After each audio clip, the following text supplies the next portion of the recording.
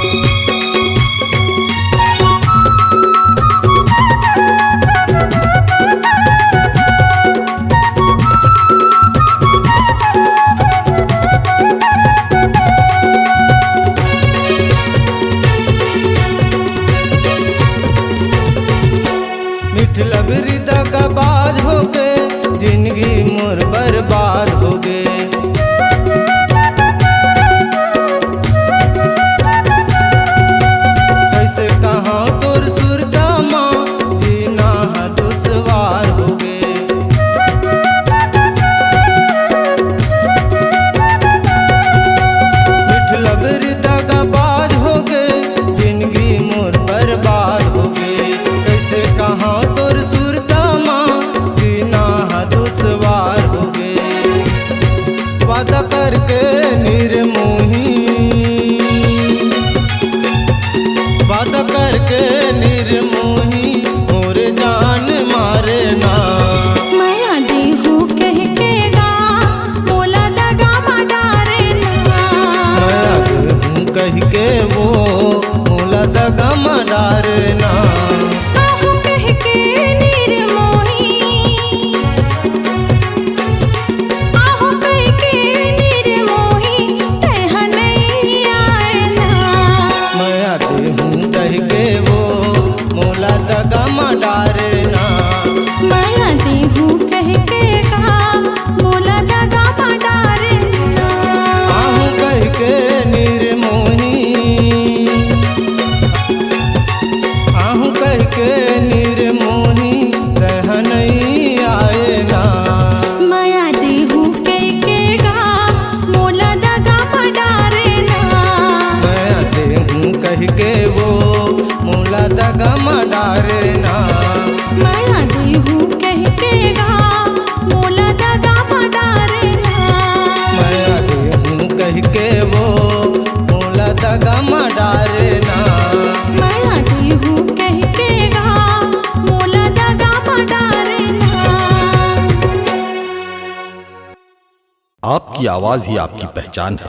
यदि आप अपनी आवाज को एक नया आयाम देना चाहते हैं तो चले आइए मल्टी ट्रैक डिजिटल रिकॉर्डिंग के लिए AVM audio video studio Khamtarai Raipur. Mobile number 9301523929 और 7869646201।